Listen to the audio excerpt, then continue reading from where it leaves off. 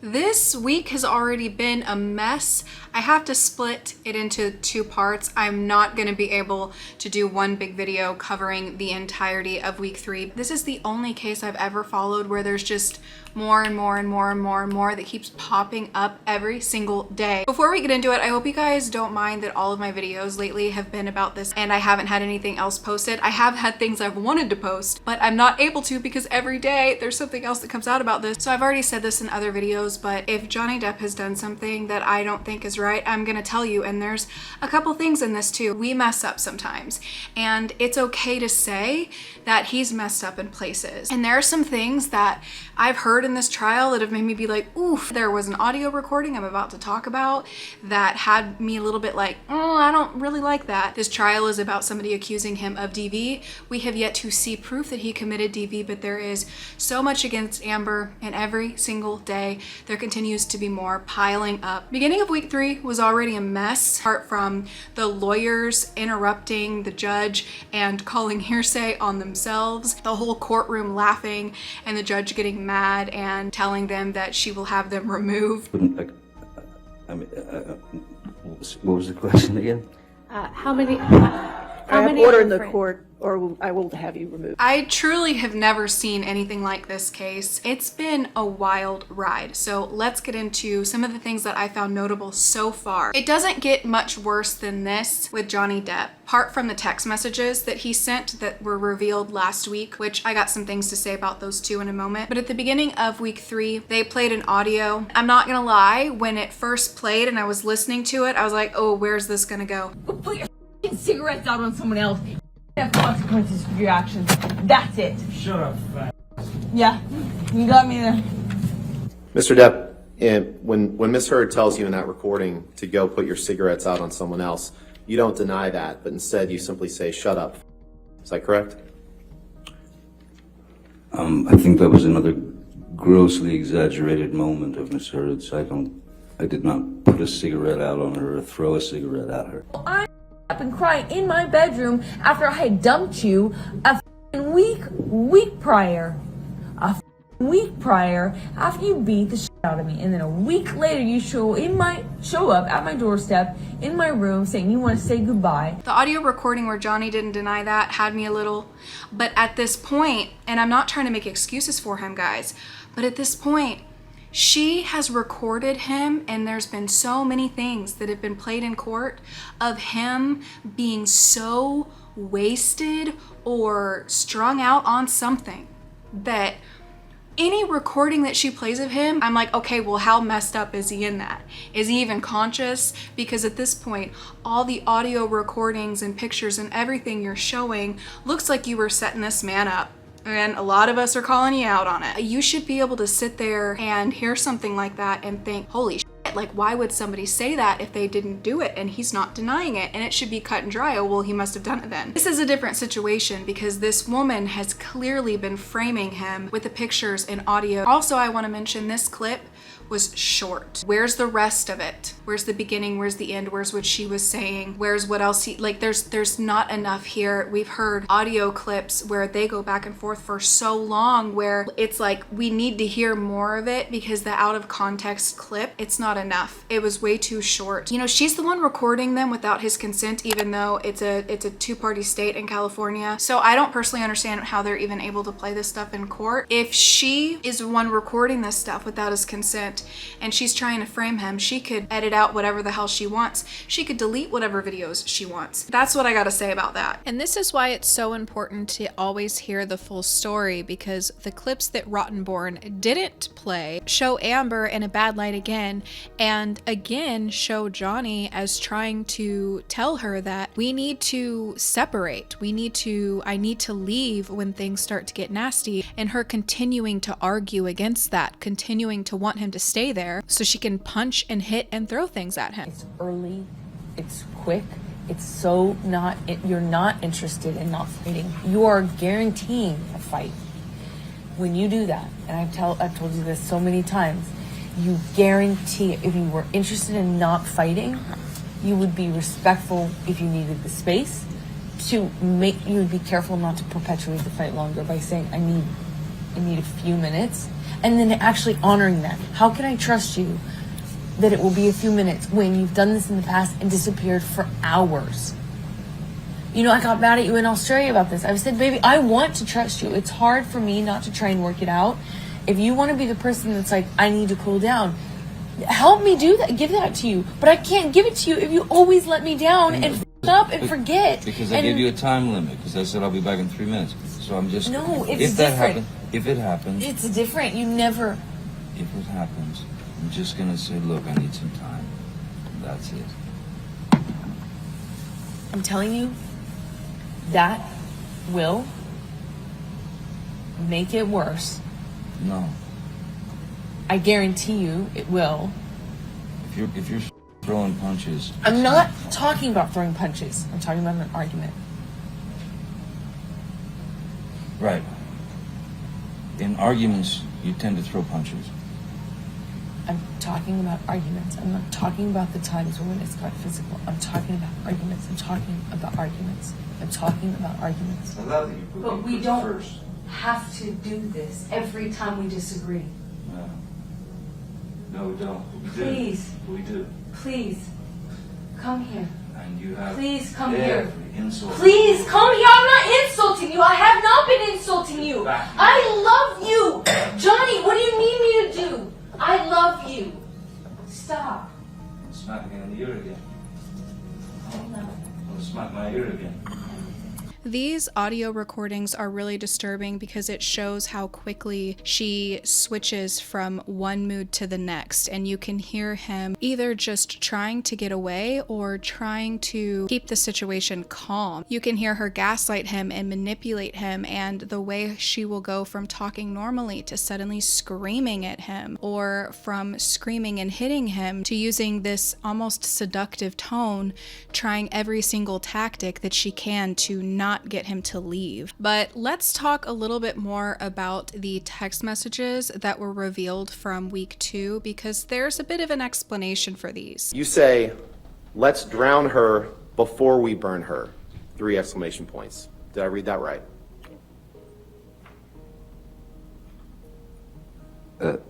Yes, it's referring And- to the and you text didn't- prior to. You didn't from Mr. stop when you Bettman. said, let's drown her before we burn her.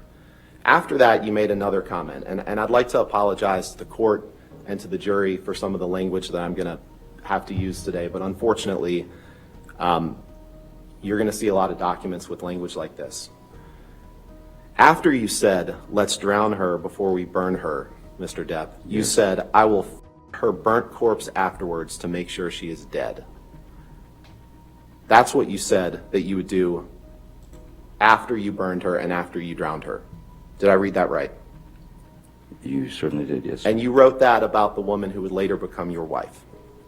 Yes, I did. There are some things that he said that were awful, okay, that I would have preferred to have kept private between him and his friends and it to have never been aired out. He did admit that he wasn't proud of those texts, and I can imagine, imagine this, guys. Imagine if the worst text you ever sent, thinking nobody was gonna see it, was all of a sudden being read in front of all those people in the courtroom and millions of people that are watching. I mean, I've never said stuff like what he said, but I'm sure we've all said things that were like, man, I shouldn't have said that. Johnny Depp said that they were referencing Monty Python. That was not revealed last week. So in my week 2 recap, I did mention that because I didn't know that. I've never seen that movie. Either way, whatever you're referencing, I don't think in Monty Python they said that they were gonna F Amber Heard's corpse. Like I said in my last video, his mouth needs to be washed out with a big bar of soap, and I hope that after this, maybe he watches what he says a little bit more. You never know when you're gonna have all your text aired out in front of the world in a courtroom. As I said in my previous video, it is not incriminating. He did not do any of the things that he said, and calling somebody a mean name doesn't make you an abuser. It just doesn't. It's not damning, especially in this case, because this is not a case where we are discussing somebody that does not have as much against them as Amber Heard does. She just doesn't have credibility, period. This is not a woman up there that has credibility, that has earned credibility. Throughout this case, we have seen her lie on numerous occasions. I mean, there's even audio recording of her admitting to lying. There is not a lot of credibility here. There's a lot of witnesses that are testifying against her credibility. To go off of it being like she set him up, the SH video, I said that in my previous video and a lot of you guys were like, what does SH mean? I've been getting flagged on YouTube a lot lately, so I'm trying to be really careful with what I say because I don't know what I'm allowed to say anymore. They've been really strict on my videos. Basically, in this video, he was trying to harm himself. Don't you tell me. Please don't do that. Put the knife down. Just put the knife down. Don't do that. Do not do that, Johnny. And we learned from Johnny at the beginning of week 3 that she had actually contacted him that day that that video was recorded of him trying to hurt himself. She contacted him and begged to see him. All of this had been out in the media at this point. People were thinking that Johnny Depp abused Amber Heard. So she's over there, wanted to go over there, and he's saying that, you know, you've basically already taken everything from me. Why don't you have my blood too? It was a few months after the restraining order had been put on me. I had been on tour through Europe, and then coming through the States, I got messages from Christian Carino, who was both of our former agent, saying that Ms. Heard wanted to meet with me in San Francisco because we had one of our last dates on the tour was San Francisco. And I was confused as to why Ms. Heard wanted to meet with me, especially since I was under a court order not to come within, I don't know, 100, 200 feet or something of her. I was quite confused as to why I had been summoned to her at that point, since all the news was just about the fact that I had allegedly done all these horrible things to her, and so I was talked into going there. I went and met with her in hopes that she would retract her lies that the world was now had been fed, and in no way was she ready to do that, and I couldn't understand why I was there. Everything had been taken from me. Now, knowing that Amber Heard went over to, like, she asked to see him, and then when she gets around him, she records this, that makes her look so much worse than even last week when we heard her that she recorded it to begin with. But knowing that she is the one that wanted to see him, and that it was after all of this was going on, and that she went over there and recorded that, I have been trying to make sense of this, like how in her brain she didn't realize how bad that was. That, like, this makes her look worse. Her legal team, this is their job, right? This is their profession. They didn't catch that any of these videos she was recording was making her look bad and like she was setting him up. And I mean, it goes right along with what Johnny Depp has said as well, that the only thing that he's abused is himself. Ms. Heard wasn't the only one who had a problem with your drinking, correct? Sir, if anyone had a problem with my drinking at any time in my life, it was me. The only person that I have ever abused in my life is myself. And that is what addicts do. They're hurting themselves because they're hurting inside. They get addicted to these things, and it's not cut and dry. It's not like they can just be like, oh, I don't want to, take this pill today and just stop. I think him being with Amber and even marrying her and letting her win, basically, when it came down to not signing the postnuptial agreement, that whole thing to me is just another instance where he was hurting himself. And it's really sad. I think that it comes from the childhood trauma that he experienced of trying to numb the pain with his mom's pills when he was a kid. I think that his childhood trauma causes him, or at least caused him, to gravitate towards what he experienced as a child, maybe somewhere he feels like he deserves it. It's just really hard not to hear all this stuff in the trial and not sympathize with him. Johnny Depp had a conversation with her where he was basically like, let's get together and let's write a letter together and end this. Tell the media we're working on it behind closed doors. And she didn't want to do it. She said she didn't want to do it because of her reputation. She did not want to end this. And then she apparently sold that video of Johnny Depp slamming cabinets to TMZ. TMZ owns the rights to that video. But it's not about money. It's not about any of that. The fact that she's countersuing him for $100 million when I'm like, girl, you abused him. You hit him on numerous occasions, but you think that you deserve $100 million? You didn't even deserve the $7 million you got from the divorce. You should have just moved on. There were some things that were just downright funny, and it shouldn't have been because this trial is so serious. The lawyer objecting to himself. You didn't know what could cause damage to Mr. Depp's hand while you were there on March 8th, correct? Dr. Kipper told me he sustained an injury on one of his fingers. Objection, hearsay. Wait, you asked the question. Okay. And I know that they can legally do this, but when I was listening to her lawyers talk, I was like, why are they talking so fast? Like literally their tongues basically had ice skates on them and they were slipping and sliding everywhere. I mean, there was this one part I noticed where Amber Heard's lawyer was reading this text that Johnny sent to his friend. It was essentially saying all of the stuff that he's been telling us the past couple of weeks about how he feels about Amber and how she, would demean him and how she would make him feel. Amber's lawyer is reading this text out. Right after you had suffered an injury to your finger, you text Dr. Kipper and you say, "Hi, had another one. I just cannot live like this. She is as full of as a Christmas goose. I'm done. No more. The constant insults, the demeaning, belittling, most heartbreaking spew that is only released from a malicious, evil, and vindictive. But you know what? Far more hurtful than her venomous and degrading, endless educational ranting is her hideously and purposely hurtful tirades and shocking treatment of the man she was meant to love, above all. Here's the real deal, mate. Her obsession with herself is far more important. She is so ambitious. She's so desperate for success and fame. That's probably why I was acquired, mate. Although she has hammered me with what a sad old man has-been I am, Cowan has done me the most cruel of favors.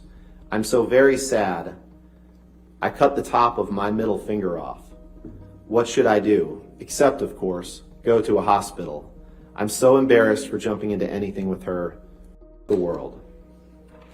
Did I read that right? I'm sitting there thinking, why is he reading this? Because this is just confirming that what Johnny Depp is saying is true, because he was telling his friend this like long before he was up on trial saying she was doing this. And his whole point at the end was that Johnny Depp said, "I cut my finger off, man," or something to that effect. And I'm like, did this man literally just read this entire text message where it was confirming everything Johnny already told us that Amber did to him just to say that?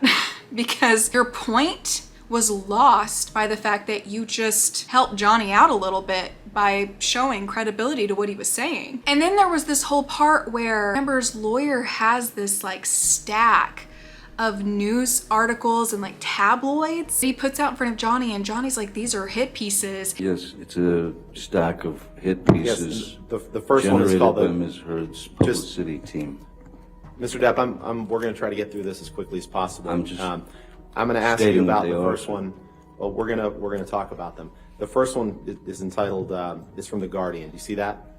Apparently drunk. Yes, and this is an article from November 15th, 2014, entitled, "Apparently Drunk Johnny Depp Cut Off at Hollywood Film Awards Ceremony," correct?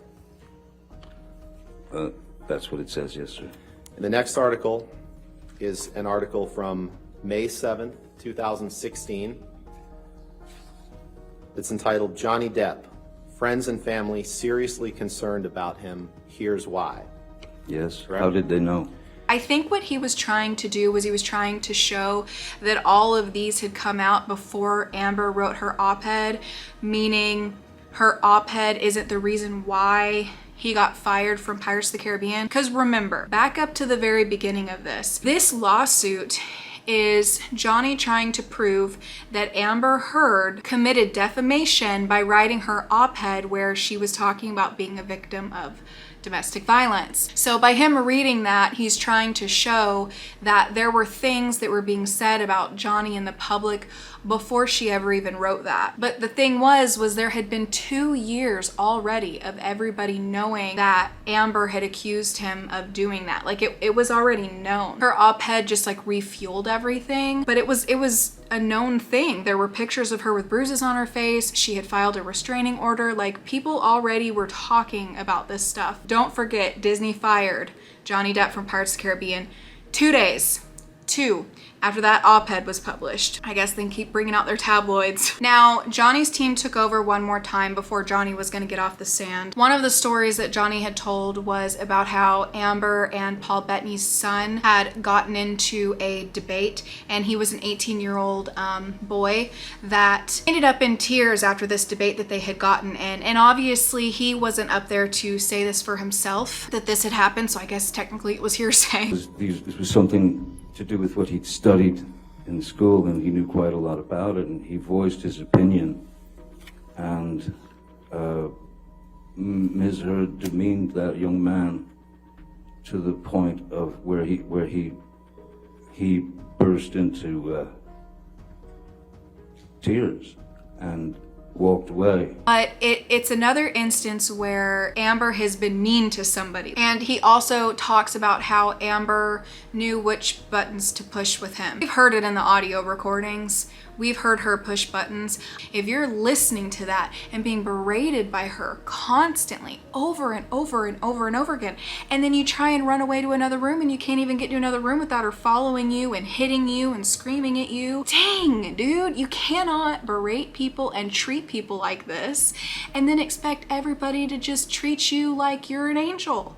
That is not how life works. It ended with Johnny Depp saying that he is a victim of domestic violence. What are you referring to when you said you and Miss Heard will write a letter together?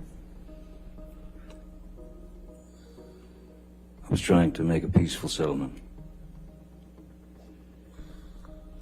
And what are you referring to when you say you lost a finger?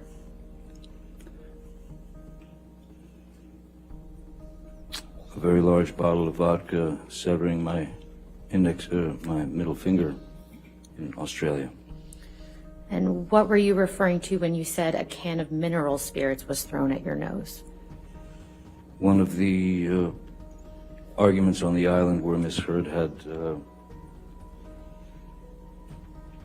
been howling at me with some argument, and she picked up a can of mineral spirits about yay big and just heaved it at me, and it struck me on the bridge of the nose and right there, the forehead. And what did you say in response when Miss Heard said, "Tell the world, Johnny, tell them Johnny Depp, Johnny Depp, a man, I'm a victim too of domestic violence"? I said, yes, I am. I have nothing further, Your Honor. All right. Sir, you can have a seat next to your attorney, please. Thank you. All right, your next witness. First of all, I loved this guy. I cannot remember his name. What was this man's name? He was so proper and so British, and if I had like millions of dollars, I would want to hire him to fold my linens. But he basically talked about the finger getting cut off incident because he was the one that found Johnny's severed finger. So he was a witness to the situation, and he had discussed on occasions where he had heard Amber and Johnny get into fights. And the way he described them was Amber yelling at him. He said that Amber at one point got upset at Johnny because she thought he didn't want to hold her hand. And he described her as, I can't remember exactly what he said, but as being like a child. The couple were in the TV room, I think, which was off the main sitting room, early evening, and I was going about my early evening duties, replenishing drinks close by, lighting the fire, lighting candles, whatever it might have been. I was close enough to hear Miss Heard say, "Why did you take your hand away from me, Johnny? Don't you love me anymore?" like, not in a playful way, I might add. And I think he replied, of course I do, don't be silly. You know, of course I do. And it kind of launched from that point. And at one point, Mr. Depp got up and went to the bathroom or went upstairs, and I was sort of scuttling around out of the way because I wasn't there listening. I was just there doing my stuff in and around them. Yeah, it was a strange, sort of banal way to start an argument, but... How would you describe Miss Heard's tone when she said, why did you take your hand away, Johnny? Accusatory, spoilt teenage child, maybe. Is that fair? But he was a really important witness because Amber's statement about what happened that night is completely different than what Johnny says happened. And I'm going to read you guys what she said, and it's kind of lengthy. But if you don't know that this is what she said about the night that his finger got cut off, we need to talk about this just a little bit before I get back into this witness. Amber Heard's declaration of the night that Johnny lost his finger is, that night, Johnny shoved me into a ping pong table that collapsed underneath me. Johnny threw bottles through the window panels of a glass door, breaking 2 panes and leaving glass everywhere. Johnny then grabbed me, gripping my body and nightgown. He tore the nightgown off, and at some point, I was naked and barefoot, covered in alcohol and glass. Johnny grabbed me by my hair and choked me against the refrigerator in the kitchen. I tried to stand myself up, but I was sliding around the glass-strewn floor and countertop. Johnny threw me away from him, but I tried to run away as Johnny continued to throw objects and alcohol at me. In one of the most horrific and scariest moments of this 3-day ordeal, Johnny grabbed me by my neck and collarbone and slammed me against the countertop. I struggled to stand up as he strangled me, but my arms and feet kept slipping and sliding onto the spilled alcohol and were dragged against broken glass on the countertop and floor, which repeatedly slashed my feet and arms. Scared for my life, I told Johnny, "You are hurting me and cutting me." Johnny ignored me, continuing to hit me with the back of one closed hand and slamming a hard plastic phone against a wall with his other until it was smashed into smithereens. While he was smashing the phone, Johnny severely injured his finger, cutting off the tip of it. I did not throw a vodka bottle or any other kind of bottle at Johnny, nor did I cause injury to Johnny's finger. Once I was able to get away, I barricaded myself in an upstairs bedroom and tried to go to sleep. I can imagine somebody experiencing that would have some sort of injury. This witness that found Johnny's severed finger testified that there were no injuries on Amber. Not on her neck, not on her face. And do you recall observing any injuries on Miss Heard? No, none whatsoever. Did you notice anything unusual about her physically at all? No, I mean, she was obviously crying a lot. She had red eyes, and but no, otherwise no. And not only all of that, she didn't want to leave Australia. She didn't want to leave Australia where this incident took place and go back to LA. She wanted to stay there. Why would you want to stay there and stay in the home with the man that did all of this to you? How did Miss Heard respond to the suggestion that she leave for Los Angeles? She was resistant to both of those suggestions, very resistant. She really didn't want to go and said, I can't leave, I can't leave. You know, it'll be the end if I leave. Those sorts of things. She had slashed her feet up, right? Her feet would probably hurt pretty bad. Nobody that saw her before she got on the plane to fly back from LA from Australia after the finger severing incident, not one person said that she had any injuries. The witness said that she had spent quite a long time in the bathroom on the plane. When she came out, she had cuts on her arm, but he said those cuts were not there prior to her being in the bathroom. Took some time in the bathroom. She was on the phone again to the point where the cabin crew had to sort of tap on the door and say, we need to leave now. Everybody needs to sit down. She did come to sit down, that, you know, after 10 or 15 minutes in there. She didn't give much explanation, if any. She did say, Ben, have you ever been so angry with someone you just lost it with them? And I sort of said, no. Right toward just before we landed, I noticed some marks on her arm, her left forearm. How would you describe those? Long, kind of uniform, evenly spaced, sort of long, thin marks. Very uniform, in fact. And when did you first notice those? On the plane towards coming into land, gathering the stuff up, I noticed them then. How were there no injuries on her after Johnny allegedly did what she claimed that he did?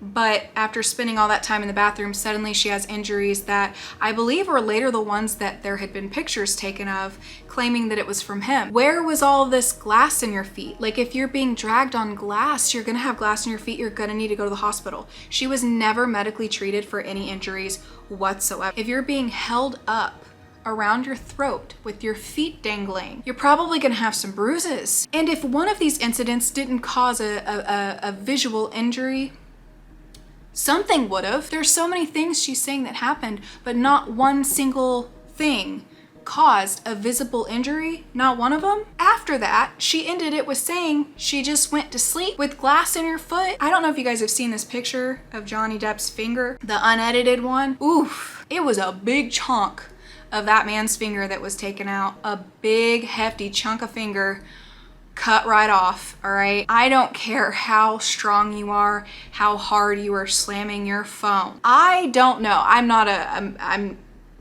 a professional. I'm just a YouTuber sitting on my floor right now with a couch behind me, and I could be sitting on there, but I'm sitting on the floor. It says a lot about me. But I don't think slamming a phone and breaking a phone against a wall would do that to your finger. And if you've seen the picture, you know what I'm talking about. We had Tara Roberts, who was Johnny Depp's estate manager on his island in the Bahamas, and she had some testimonies of her own. She witnessed Amber Heard calling Johnny Depp a washed up actor, told him that he was gonna die a fat, ugly old man. And also she heard Johnny Depp yelling that you hit me with the can. This was apparently the can of mineral spirit that was thrown at his face, hitting him in the nose. This witness witnessed him with damage to his nose. She took him and gave him some ice to put on his nose after Amber threw this can at him. But she wasn't throwing alcohol bottles at him that severed his finger though. She was just throwing cans. But as she was trying to help Johnny get away from Amber, who was losing her mind at him after she threw the can and hit him in the nose, Amber was like begging him to stay and to come back, and she was grabbing at his hair and his clothes, trying to prevent him from leaving after she just threw something at his nose. And the witness just said that Johnny wasn't even reacting to it. He was just trying to get away from her. She continued to attack him and pull at him and try and prevent him from leaving, and the witness said that Johnny did nothing. Johnny did not retaliate. Amber was telling him that he was a washed up actor. He was going to die a fat, lonely old man. Then you heard, you hit me with a can. You heard Johnny say, you hit me with a can. And then he came down the steps and Amber was behind him and she had a bottle in her hand, was removed. Amber came up to him and was asking him to come back in the house, that she was sorry, please come back in the house. He didn't come out of the seat and she was hugging and kissing him and I love you, I love you. She was telling him I loved you. He didn't react. Johnny sat there, eventually got out of the John Deere and proceeded to start to walk away. At that time, Amber started to grab at him and his shirt and trying to pull him back to the house. Just basically viciously trying to pull him back and get him back into the house and yelling at him. And at that point, I was between them and felt it was best, and I was getting worried about what was going to happen, and it was best that I remove him from the situation. I just think if it was reversed, the case would be closed. Now, the last thing I want to talk about is the clinical and forensic psychologist, Dr. Shannon Curry. Now, this is one of the most important witnesses in this trial so far. She was really well spoken. I actually learned a lot from her. I think we all did if we were watching the whole trial. And she actually treated Amber Heard. Before I tell you her diagnosis, every witness that has been up, they have tried to paint it as, are you getting paid by Johnny? Or did Johnny pay you? Because if you're being paid by Johnny, then you're probably being paid off to life for him because he's your source of income. With the woman in the Bahamas, it was like, oh, you make 10 grand a month doing this, so you must be lying for Johnny. Like, they're trying to act like he's paying everybody off. I guess before she was hired for her testimony, she had went to have an interview with Johnny's lawyers at his house, and during this interview they had drinks and food, and so they were trying to imply that she was paid to give this statement. Nonetheless, she treated Amber Heard. I want to say this before I play for you guys what she said. If you have histrionic, I think I'm saying that right, personality disorder or borderline personality disorder, Amber having that and doing and exhibiting these behaviors does not mean that you do. It's not speaking for you. This is her own way of handling it. I'm sure there are a lot of people that have these diagnoses that don't do what Amber Heard has done. I don't want anybody to feel as though this coming out about her is a setback for you if you don't treat people like this. I think it is very important to show this is what her diagnosis was, because it explains everything. So histrionic personality disorder, and these are really two sides of the same coin. They belong to the same cluster. We call these clusters. It's a way to organize personality disorders in that DSM. And this cluster is described as the personality disorders that are dramatic, erratic, and emotional. Okay, so unpredictable, but really having to do with emotions and relationships. They're very similar. Whereas I was saying that borderline personality disorder, a lot of the key features that you're going to notice are instability. When it comes to histrionic, a lot of the key features are going to be drama and shallowness. Similarly, with borderline personality disorder, there's this underlying drive of avoiding abandonment. With histrionic personality disorder, that underlying drive is to always be the center of attention. Because if you don't have that attention on you, it feels similarly to borderline personality disorder. You feel pretty empty, like you don't have that sense of being or of value, okay? So whereas borderline personality disorder might have more of the visible reactivity if somebody seems to be leaving, with histrionic personality disorder, what you're going to see is extreme discomfort with not being the center of attention, extreme efforts to be the center of attention, and when they feel that they're not the center of attention, you will see some strange things, making up stories to try to get attention, often taking on a victim or princess role. Those two roles in particular are pretty consistent. Seeking caretaking. Borderline personality disorder is similar, because with borderline personality disorder, these shifts of identity and the splitting, you might see somebody go from being, in the DSM it describes it as a needy supplicant of help, seeking the perfect caretaker, to suddenly being the avenger against injustice or thinking that their partner is a terrible person. With histrionic, what you'll see is somebody who wants to be the center of attention, has sort of that impressionistic speech, very flowery, very enthusiastic, but nothing's really being said. The moment your attention wears away, because they're so demanding for attention, that's when they might take the victim role or the princess role and even make up stories. Sometimes those stories are to bolster the victim role. Sometimes those stories are just to make them look more interesting or accomplished in their mind so that they can get respect and attention that way. My last video that I posted was about how she had been like outfit mimicking, and even Johnny Depp said she liked blues music like I did whenever they first met. This diagnosis makes sense. I think one of the things that was really shocking though, she alleged that Amber Heard grossly exaggerated her symptoms of PTSD. So she essentially was lying about having PTSD from Johnny Depp. Everything that was described just, it makes sense. The ending of day 2 had a testimony from a police officer. I'm gonna save that for my next part because we have gone over so much in this video. As I said at the beginning of this, I hope you guys don't mind that I've been posting nothing but content about this trial. It's because it's all I've been doing. If I'm not filming or editing my video talking about it, I'm watching it or I'm sleeping because I'm so pregnant. I only have enough energy to sit here and talk about this,